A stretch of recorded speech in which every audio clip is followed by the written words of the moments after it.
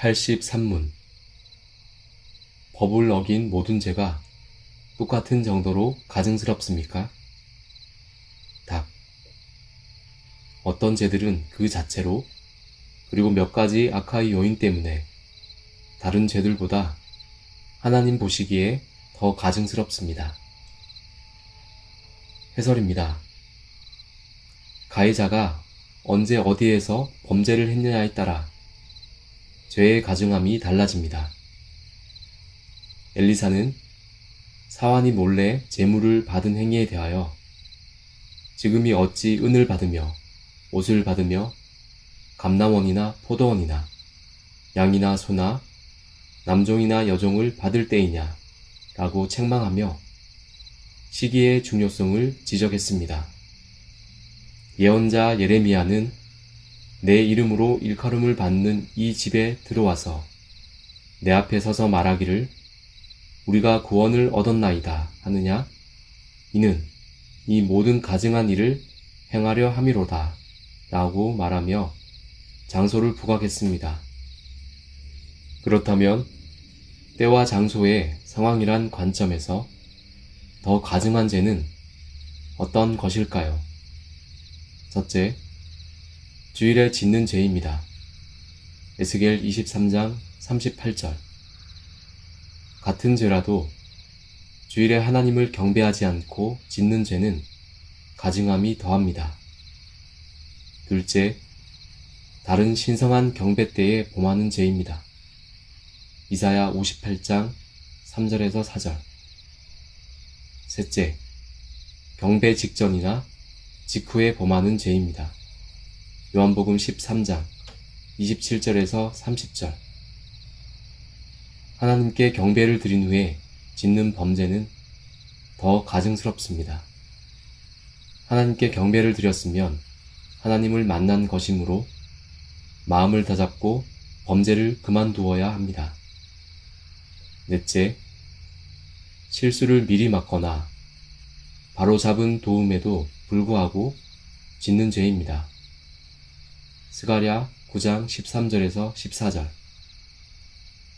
여러 훈계와 징계를 받고서도 죄를 지으면 더 악독한 범죄에 속하므로 훈계와 징계를 가볍게 여겨서는 안 됩니다.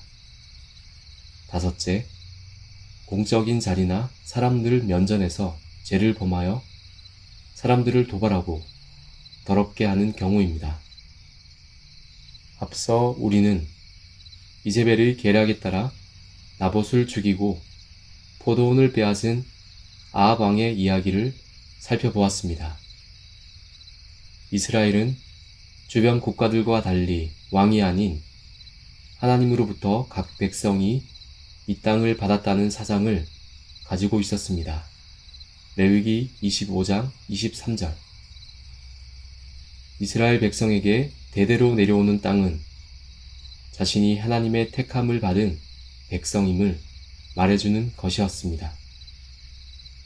그래서 일개 백성에 지나지 않는 나봇도 왕의 요청과 명령을 무시하고 땅을 줄 수 없다고 거부할 수 있었습니다.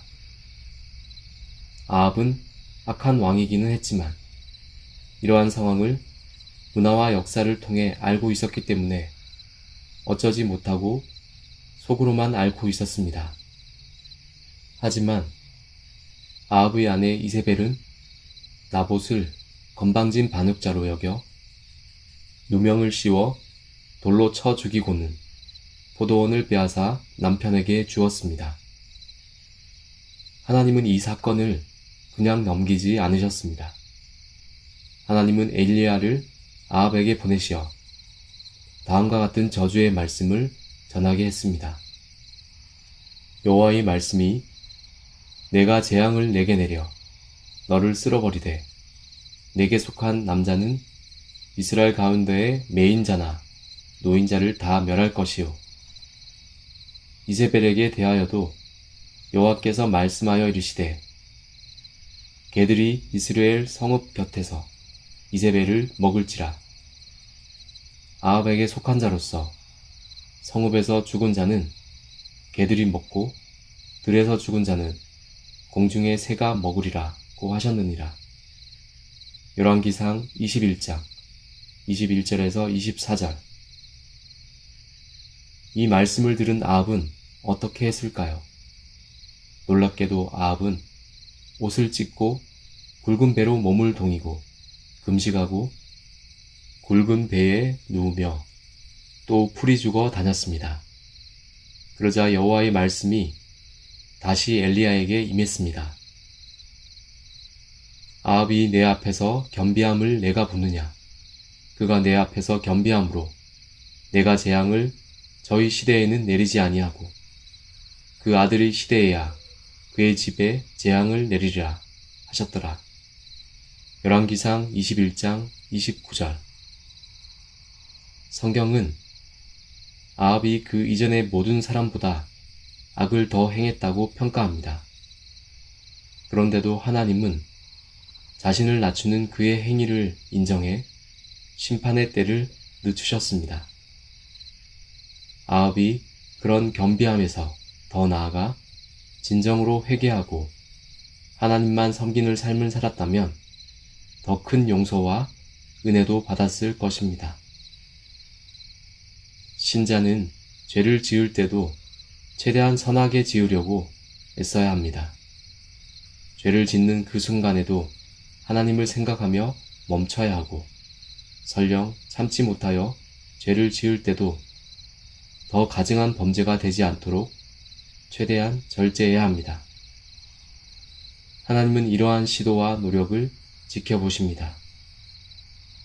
용서의 마음이 가득하신 하나님은 우리가 죄와 더욱 힘써 싸우기를 바라십니다. 성경은 분을 내어도 죄를 짓지 말며 해가 지도록 분을 품지 말라고 말합니다. 에베소서 4장 26절. 신자도 분을 낼 수 있습니다.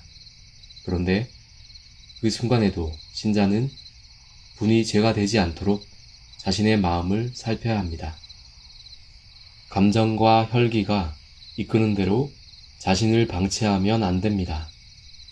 이는 많은 사람이 자주 실패하는 매우 어려운 요구입니다. 그래도 우리는 하루하루 더 나은 신자가 되기 위해 다시 노력해야 합니다. 하나님이 이런 노력을 얼마나 기뻐하시는가를 알고 다시 도전해야 합니다. 성경은 우리에게 피 흘리기까지 죄와 싸우라고 요청합니다. 오늘날 얼마나 많은 사람이 경제적 이득과 사회적 신분 상승을 위하여 피땀을 흘리며 노력합니까? 성경은 이보다 더 큰 노력을 죄와 싸우는 일에 바치라고 말합니다. 신자들은 모두 죄와 싸웁니다. 싸우지 않는 이가 있다면 신자라고 할 수 없습니다. 하지만 피를 흘리기까지 죄에 대응하는 이는 많지 않습니다. 우리 함께 예수 그리스도의 대속에 의지해 완전한 승리가 보장된 죄와의 싸움을 힘차게 해 나갑시다.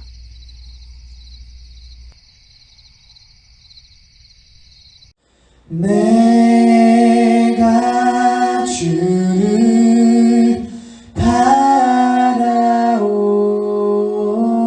바라오니 성실과 정직으로 나를 보호하소서.